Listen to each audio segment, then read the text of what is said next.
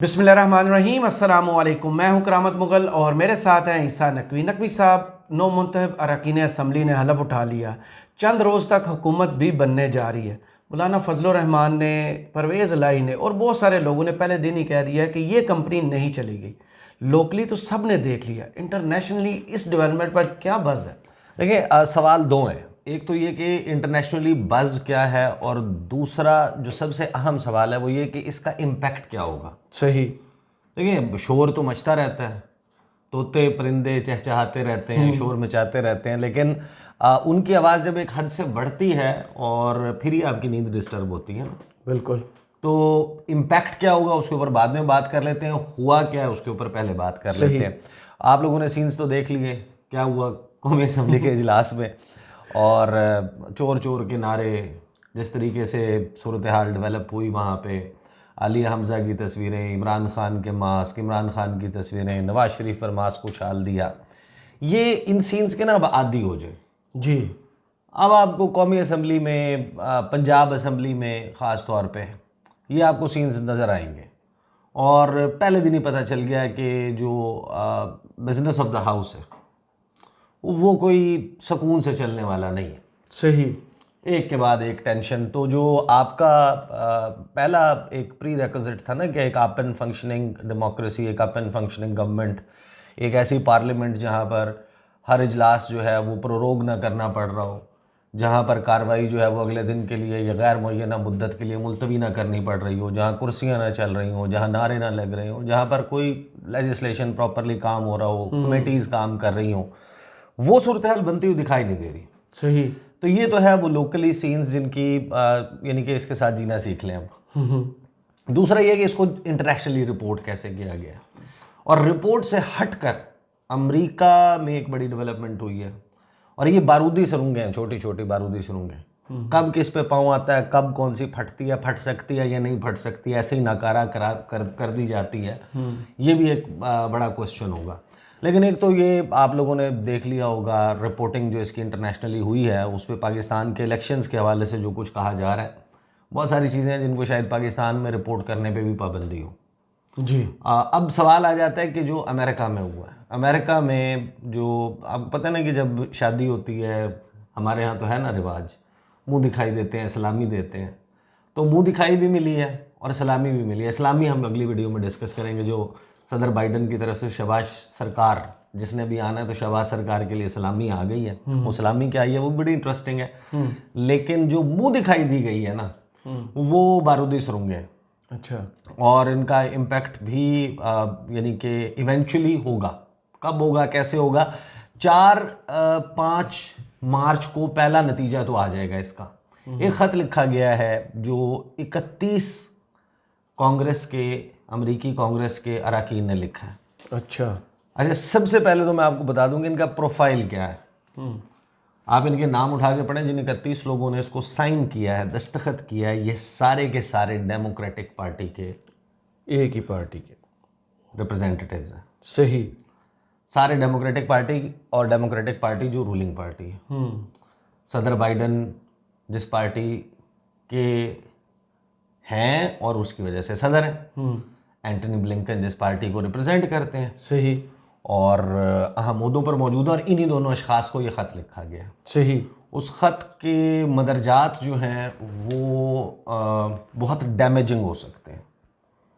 उसमें लिखा क्या गया वो मैं आपको पहले बता दें। ट्वीट किया उसको ना ग्रेग कासार ने, जो रिप्रेजेंटेटिव है जी। उन्होंने ट्वीट में जो लिखा, और उसके बाद जो ख़त में लिखा हुआ है वो मैं आपके सामने एज इट इज़ रख देता हूँ, और फिर मैं आपको बताता हूँ इसका इम्पैक्ट पॉसिबली क्या हो सकता है। शॉर्ट टर्म में क्या हो सकता है, मिड टर्म में क्या हो सकता है, और लॉन्ग टर्म में क्या हो सकता है, और क्या नहीं भी हो सकता। ट्वीट उन्होंने ये किया कि पाकिस्तान के इंतखाबात के नताइज पाकिस्तान की आवाम की राय के अक्कास होने चाहिए। जो लोगों ने जो अपना फैसला दिया है जी, उसके रिप्रेजेंटेटिव होने चाहिए। जमहूरियत की खातिर और तमाम पाकिस्तानियों के लिए हम बाइडन इंतज़ामिया से मुतालबा करते हैं कि नई पाकिस्तानी हुकूमत को उस वक्त तक तस्लीम ना किया जाए जब तक कि इलेक्शन में धांधली की तहकीकात मुकम्मल ना हो। और उसके नीचे ख़त जो है वो शुरू हो जाता है। और ख़त का मतन जो है वो ये थोड़ा सा मैंने उर्दू तर्जुमा किया था, लेकिन अंग्रेज़ी वाला खोल लेते हैं और आपको बताते हैं कि इस ख़त में लिखा हुआ क्या है। Dear president Biden and secretary Blinken, हम ये ख़त अपने तहफ़्फ़ुज़ात का इज़हार करने के लिए, अपने ख़दशात का, अपने कंसर्न्स का इज़हार करने के लिए लिख रहे हैं जो पाकिस्तान के हालिया पार्लिमानी इंतख़ाबात में प्री पोल और पोस्ट पोल धांधली के मुतल्लिक़ हैं। हम अप्रिशिएट करते हैं, हम तारीफ़ करते हैं जो इक़दामात आपकी इंतज़ामिया ने अभी तक उठाए हैं पाकिस्तान के इंतख़ाबात में जो मदाखलत हुई उसके हवाले से। सही। Your administration has rightly stood behind the credible international and local election observers के जो साख रखने वाले मोतबर बैनुल अक़वामी और लोकल मकामी इंतखाबी मुबस्सरीन हैं, उनके पीछे आप खड़े हुए हैं। जो उनकी फाइंडिंग्स हैं आपने उनको दुरुस्त तस्लीम किया है, जिन्होंने दस्तावेज़ किया, जिन्होंने डॉक्यूमेंट किया undue restrictions on freedom of expression की। पाकिस्तान में इलेक्शंस के दौरान आज़ादी इजहार की पाबंदी थी, एसोसिएशन यानी कि आप किसको वोट देना चाहते हैं, आप किस पार्टी के साथ एफिलिएट फील करते हैं उसके ऊपर पाबंदी थी, और पीसफुल असम्बली और बहुत सारे रिस्ट्रिक्शंस थी, इकट्ठे होने पे इज्तमा के ऊपर पाबंदी थी। और हम आपको आपके साथ हैं, हम आवाज़ हैं मजम्मत करने में कि जो इलेक्शन के दौरान वायलेंस के वाक़यात हुए और रिस्ट्रिक्शंस लगाई गई on the exercise of human rights and fundamental freedoms including attacks on media workers and restrictions on access to the internet and telecommunication services कि जो इंटरनेट की बंदिश थी, मोबाइल फ़ोन की बंदिश थी, मीडिया वर्कर्स के ऊपर अटैक्स हुए वगैरह वगैरह, इनकी लिए हम इनको कंडेम करते हैं। फिर आगे ये कहते हैं कि इन कंसर्न्स और इन खदशात की बुनियाद पर हम आपसे मुतालबा करते हैं कि 3 मुतालबात किए इन्होंने। मुतालबा नंबर 1 ये है कि जो नई हुकूमत कायम होती है पाकिस्तान में अब इस सारे नतीजे में, उसको उस वक्त तक तस्लीम ना किया जाए, रिकग्नाइज़ ना किया जाए जिस वक्त तक एक आज़ादाना, एक शफाफ, एक साख वाली तहकीकात ना हो इन इलेक्शंस के हवाले से।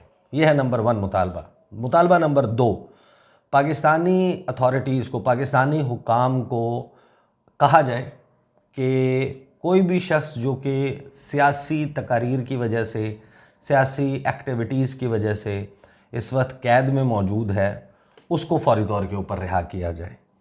और साथ ही जो स्टेट डिपार्टमेंट के ऑफिशियल्स हैं पाकिस्तान में, उनको ये टास्क दिया जाए कि वो ऐसे मुकद्दमात के हवाले से मालूमात भी इकट्ठी करें और उनकी रिहाई के लिए जोर दें। तीसरा जो मुतालबा इन्होंने किया है बाइडन एडमिनिस्ट्रेशन से कि make clear to Pakistani authorities के पाकिस्तानी हुकाम को ये वाज़े कर दें कि जो अमेरिका का कानून है वो कहीं पर भी अगर ह्यूमन राइट्स की, डेमोक्रेसी के हवाले से, करप्शन बढ़ाने के हवाले से, including the potential for military and other cooperation, वो कहते हैं कि हमारे यहाँ कवानीन मौजूद हैं कि अगर ऐसे कोई भी एक्ट्स होते हैं किसी भी मुल्क में तो हम उन कवानीन के तहत पाबंदियाँ लगा सकते हैं, ख़ास तौर पे कि जो मिलिट्री इमदाद है और दीगर कोऑपरेशन है उसको बंद कर दिया जाए। ये 3 मुतालबात लिखने के बाद इन्होंने आगे लिखा है कि 8 फरवरी के इलेक्शन से पहले साबिक़ वज़ीर-ए-आज़म इमरान ख़ान को 10 साल और 14 साल की सज़ाएँ सुनाई गईं ऑन क्वेश्चनेबल चार्जेस कि उन्होंने स्टेट सीक्रेट्स जो हैं वो लीक कर दिए थे, करप्शन में मुलव्वस थे। अब क्वेश्चनेबल इसलिए कह रहे हैं कि वो जो ड्यू प्रोसेस ऑफ लॉ है वो इनके मुताबिक फ़ॉलो नहीं हुआ। मेंबर्स उनकी जमात के हैं तहरीक इंसाफ के, उनको आज़ाद हैसियत में इंतखाबात लड़ने पड़े, उनको इलेक्शन सिंबल इस्तेमाल नहीं करने दिया गया, बैलेट पेपर पर बल्ले का निशान मौजूद नहीं था, बावजूद इसके कि वो सबसे मकबूल जमात है पाकिस्तान में। और फिर इलेक्शंस की तरफ जब बढ़ा ये सारा मामला तो उन्होंने कहा कि जो पाकिस्तान तहरीक इंसाफ के मेंबर्स हैं उनको रेड्स का सामना था, गिरफ्तारियां हुई, हरासा किया गया। फिर इलेक्शन के दिन पाकिस्तानी अथॉरिटीज़ ने मोबाइल कॉल्स और डाटा जो है वो बंद कर दिया और बहुत मुश्किल बना दिया वोटर्स के लिए कि वो अपने पोलिंग स्टेशंस को ढूंढ सकें, पता कर सकेंगे उन्होंने वोट कहाँ पे डालना है। जब प्री पोल रिगिंग उन्होंने कहा कि एफ़र्ट्स हैं, उसके ऊपर इंटरनेशनली, लोकली बहुत ज़्यादा उसकी मजम्मत भी की गई, उसको रिपोर्ट भी किया गया। और उसके बाद अब जो अटेंशन है, सारी तवज्जो जो है वो हो गई है पोस्ट पोल रिगिंग पे, कि इंतखाबात के बाद जो धांधली हुई है उसमें फिर इन्होंने कुछ इंसिडेंट्स मेंशन किए। फिर मैं आता हूँ कि इसका इम्पैक्ट क्या होगा। वो कहते हैं आगे, ये जो 31 कांग्रेसमैन हैं इन्होंने जिसके ऊपर दस्तखत किए हैं, ये जहन में रखिएगा कि कांग्रेस जो है उसके 535 अरकान हैं, 100 सेनेटर्स हैं, और फिर लोअर हाउस के 435 अरकान हैं। वो जो 435 अरकान हैं उसमें 3 इस वक्त नशस्तें खाली हैं, 219 जो हैं वो डोनाल्ड ट्रंप की पार्टी जो रिपब्लिकन पार्टी है उसके हैं, और 213 जो है वो डेमोक्रेटिक पार्टी के हैं। 213 में से 31 अरकान ने इस पर दस्तखत किए हैं, और वहाँ पर उन्होंने ये भी कहा है कि अभी हमें वक्त नहीं मिला, हम बाकी लोगों से भी इसके ऊपर दस्तखत करवाते हैं। तो बड़े पैमाने पर जा रहा है काम, बड़े पैमाने पे जा रहा है। इतनी बड़ी तादाद में लेटर जो है वो एक पार्टी बाई पार्टीजन लेटर्स भी लिखे गए। मैं माजी की आपको मिसालें दूंगा और उनका इम्पैक्ट क्या हुआ था, ख़ास तौर पे इंडिया के हवाले से और दीगर जगहों के हवाले से। फिर ये कहते हैं कि जो हतमी इंतखाबात हैं, नताइज हैं, उनके ऐलान में देर की गई, और जो आगाज़ में इब्तदाई तौर पर नताइज आ रहे थे उन्होंने बड़े वाज़े तौर पर नज़र आ रहा था कि जो PTI बैक्ड कैंडिडेट्स हैं वो जीतने जा रहे हैं। लेकिन अगले दिनों और हफ्तों में जो पहले रिपोर्ट किए गए थे वोट, वो उनको मुबैना तौर पर बड़ी ड्रामाई अंदाज में तब्दील किया गया। वीडियो एविडेंस भी इस हवाले से सामने आया सोशल मीडिया के ऊपर। सिक्योरिटी फोर्सेस जो हैं वो अब्यूज़ करती हुई नज़र आई। इलेक्शन ऑफिशल्स जो हैं वो पोलिंग स्टेशंस में उनके हवाले से वीडियो एविडेंस आया, और रिज़ल्ट्स जो हैं वो तकरीबन तमाम डेडलाइंस क्रॉस कर गए। आगे ये लिखते हैं कि जो फाइंडिंग्स सामने रखी जो नॉन पार्टिजन गैर जानिबदार मुबस्सरीन थे उनकी तरफ से, उन्होंने मज़ीद क्रेडिबिलिटी दी, मज़ीद उसकी साख मजबूत बनाई। जो ये खदशात इसके हवाले से उनका इजहार किया गया। Free and fair election network FAFEN का इन्होंने हवाला दिया है, फिर इन्होंने पतन का हवाला दिया है, इन्होंने पतन का हवाला नहीं दिया, इन्होंने फाफिन का ही free and fair election network का जो है वो हवाला दिया। उन्होंने कहा कि वो इलेक्शन अथॉरिटीज़ के साथ बड़ा क्लोजली काम कर रहे थे, और उनके मुताबिक 2/3 ऑफ पोलिंग साइट्स, यानी कि 2/3 जो इंतखाबी साइट्स हैं वहाँ पर इलेक्शन लॉज की वायलेशन हुई, और जो आउटकम ऑफ रेस है, इंतखाबी नताइज हैं, उसके ऊपर असरअंदाज हुआ गया। जो डिस्प्यूट है वो अब रिवॉल्व कर रहा है कि डिस्क्रिपेंसी मौजूद है कि रिज़ल्ट्स जो फॉर्म 45 पे हैं वो मुख्तलिफ हैं, 47 पे मुख्तलिफ हैं, और मुख्तलिफ अखबारात में एडिटोरियल्स लिखे गए हैं इसके हवाले से, ख़बरें मौजूद हैं। और ये कंपाइलेशन प्रोसेस में इंडिपेंडेंट ऑब्जर्वर्स भी ये कह रहे हैं, कैंडिडेट्स भी ये कह रहे हैं, जो अक्रेडिटेड मीडिया पर्सोनल हैं उन्होंने भी रिपोर्ट किया है कि जो फॉर्म 47 है उसके दौरान लोगों को बाहर निकाल दिया गया था उसको बनाते हुए, और फिर उसमें नताइज तब्दील हुए। फिर वो कहते हैं कि जिस किस्म के ग्रोइंग बॉडी ऑफ एविडेंस जिस हद तक बढ़ रहा है, जो डाइवर्सिटी ऑफ वॉइसेस है इसके ख़िलाफ़, वो लीडिंग जो ऑब्जर्वर्स हैं, ह्यूमन राइट्स ऑर्गेनाइजेशंस हैं, मीडिया ऑर्गेनाइजेशंस हैं, वो इस वक्त मुतालबा कर रहे हैं कि एक साफ शफाफ एक साख वाला ऑडिट जो है वो पाकिस्तान के इलेक्शंस का करवाया जाए, ताकि इन इलेक्शंस के नतीजे में जो हुकूमत कायम हो रही है वो true will of the people of Pakistan को रिप्रेजेंट करती हो। फिर वो कहते हैं कि जो given the strong evidence of pre poll and post poll rigging के एक बड़ा मजबूत शवाहिद इस किस्म के मौजूद हैं कि प्री पोल रिगिंग भी की गई, पोस्ट पोल रिगिंग भी की गई। हम अर्ज करते हैं, हम आपको मुतालबा करते हैं कि इंतज़ार करें रिकग्नाइज़ करने से पहले, कि एक हुकूमत को तस्लीम करने से पहले जो है वो इंतज़ार कीजिए जब तक इसकी इंक्वायरी मुकम्मल नहीं हो जाती, तहकीकात मुकम्मल नहीं हो जाती। उस वक्त तक आपने पाकिस्तान के जो हुकूमत है उसको तस्लीम नहीं करना। और इन तमाम इक़दामात से पहले अभी anti democratic behaviour by Pakistani authorities and could undermine the democratic will of the Pakistani people, क्योंकि अगर आप ऐसा करेंगे तो फिर ये एंटी डेमोक्रेटिक बिहेवियर जो है वो उसको फ़रोग़ मिलेगा। फिर आगे वो पाकिस्तान के साथ हमारे बड़े दरीना ताल्लुकात हैं वगैरह वगैरह, ये उन्होंने बात लिखी हुई है। अब ये 31 कांग्रेसमैन है। देखें, पहला नतीजा तो आपको मिल जाएगा 5, 6, 7, 8 मार्च तक।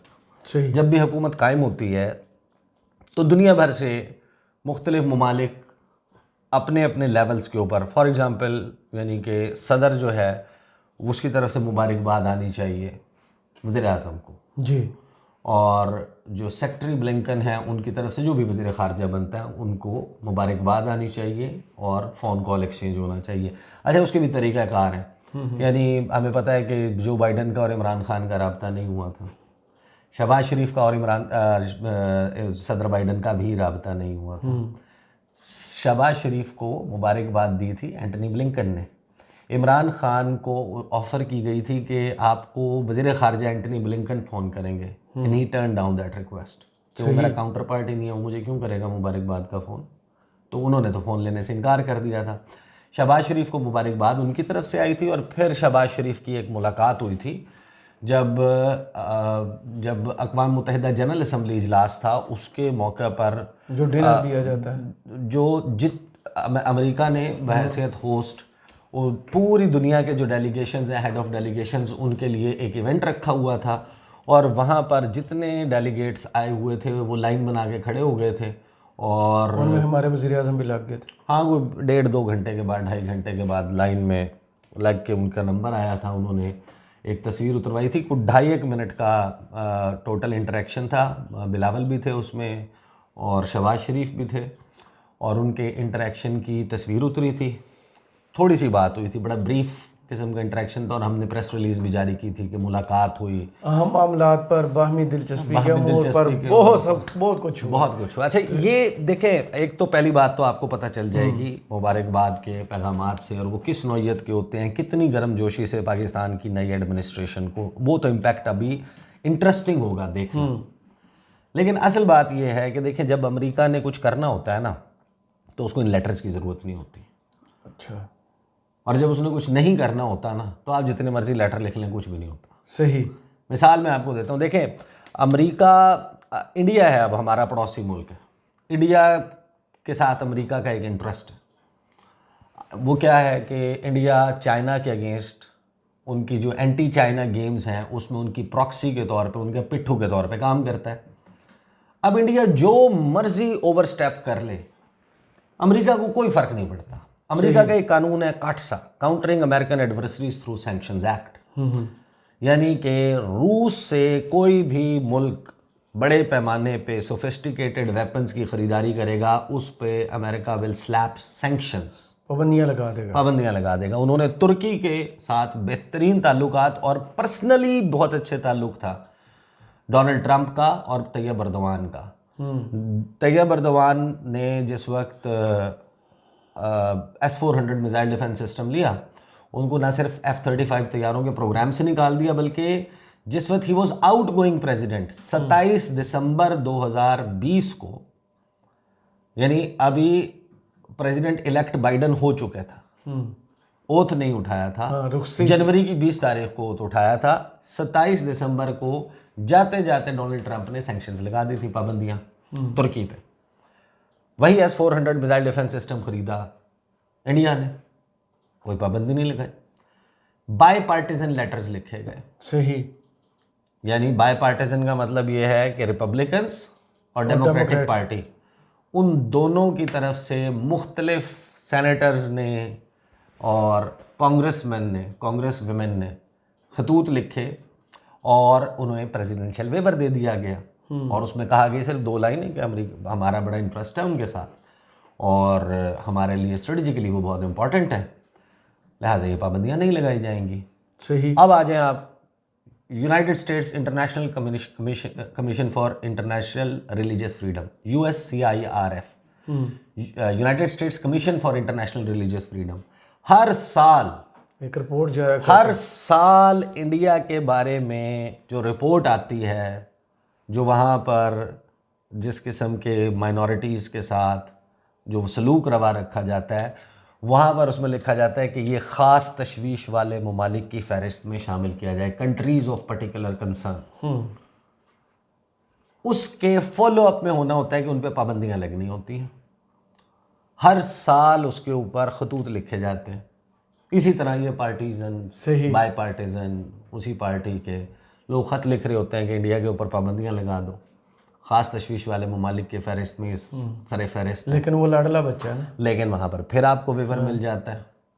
ये जो सारी कहानी है ना, ये सारी लोगों को, दुनिया को दिखाने के लिए अमेरिका की, बिल्कुल सही। यानी खर्तूम जो है वो 91 से 92 से लिबिया, खर्तूम जो है सूडान, सूडान वो state sponsors of terrorism list में रहता है।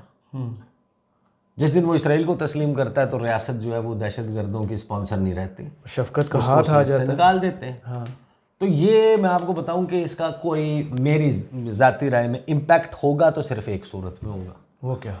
वो ये होगा कि ये साल सिर्फ पाकिस्तान में इलेक्शन का तो नहीं है, ये तो अमेरिका में भी इलेक्शन का साल है। और सदारती मुबाहिसा जो है जी, सदारती मुबाहिसा उसमें जो बाइडन को फेस करना पड़ेगा। डोनाल्ड ट्रंप तो चीर फाड़ कर देगा, क्योंकि वो तो नैन्सी पेलोसी को साउथ कैरोलिना में भी हरा चुका है। अब आगे मैदान तो अब वो कह रहे हैं कि डोनाल्ड ट्रंप में और सदारत में सिर्फ इलेक्शन के दिन का फासला है। अगर वो जिंदा रहा और अगर उसके इलेक्शन लड़ने की पे पाबंदी ना लगी, बेशक वो जेल में हो, कहीं पे भी हो, सही, फिर वो जीत जाएगा डोनाल्ड ट्रंप। उसके बारे में इस वक्त बज़ ये है अमेरिका में। सही। तो एक तो ये कि रिपब्लिकन और ख़ास तौर पे ट्रंप, वो हम बड़ी एक तफसीली वीडियो कर चुके हैं कि वो कितना खौफनाक, भयानक और ख़तरनाक हो सकता है नवाज शरीफ और उनकी जमात के लिए, जिन्होंने इतनी कैंपेन्स की हैं, जिन्होंने पूरी कैंपेन उसके ख़िलाफ़ चलाई हुई है। तो दूसरा ये कि जब सदारती मुबाहिसा है उसमें अब ये बताने के लिए, देखें दुनिया की वोटर्स के नंबर के एतबार से पाकिस्तान 5वीं बड़ी डेमोक्रेसी है, और 5वीं बड़ी डेमोक्रेसी अगर स्लाइड कर जाती है एक सदर के, अमेरिकी सदर के दौर में, तो वो एक बड़ा ड्रॉबैक है। अमेरिकन तो इन बुनियादों के ऊपर बहुत वो होते हैं, सोचते तो वहाँ पर ये होगा। But practically speaking I do not see कि कोई बहुत बड़ा ड्रास्टिंग या वो आएगा। तो गवर्नमेंट बनेगी। ये ज़रूर है कि जो वार्मथ का लेवल है वो कम होगा, वो नहीं दिखाया जाएगा। ये ज़रूर होगा कि इसके हवाले से डाउनग्रेड किस्म का एक फुसफुसा सा बयान मैथ्यू मिलर से ही दिलवा दें कि हम स्पोक्सपर्सन, कि हम जो है वो we are looking forward to engaging with the new government, कि जो नई गवर्नमेंट फॉर्म हो रही है हम उसके साथ जो है वो बातचीत करने के लिए तैयार हैं, वगैरह वगैरह। But would be interesting to watch, क्योंकि पीटीआई के जो ओवरसीज़ पाकिस्तानीज़ हैं ना, वो बहुत एक्टिवली लॉबी कर रहे हैं। अब ये एक प्रैक्टिकली एक चार्जशीट भी है, लोकली पीटीआई के ख़िलाफ़ एक चार्जशीट भी है कि भाई ये पाकिस्तान से बाहर क्या कर रहे हैं, जो करना है पाकिस्तान में करो। अब पीटीआई कहती है कि हमें पाकिस्तान के फोरम्स पे आप इंसाफ ही नहीं दे रहे। अब you like their point of view और their point of view, that is another question of debate. सही, बट ये अब है, इसी तरीके से है। तो पॉलिटिक्स पाकिस्तान में कोई अच्छी तो नहीं हो रही, इट्स डर्टी पॉलिटिक्स। पुराना सनाउल्लाह ने कहा था ना, हम तो किसी और को तो कोट ही नहीं करते, कहते हैं ये जंग है, और जंग में ये नहीं देखा जाता क्या इखलाकी है, क्या गैर इखलाकी है, क्या कानूनी है, क्या गैर कानूनी है, क्या आईनी है, क्या गैर आईनी है। फिर तो जो उसके हाथ आएगा वो हमें मारेगा, जो हथियार हमारे हाथ आया तो हम उसे मारेंगे। तो भाई ये चल रहा है पाकिस्तान। सही, बहुत शुक्रिया ईसा नकवी आपके तजिए का। कमेंट्स बॉक्स में ज़रूर बताइए वीडियो आपको कैसी लगी। इजाज़त दीजिए, अल्लाह हाफ़िज़।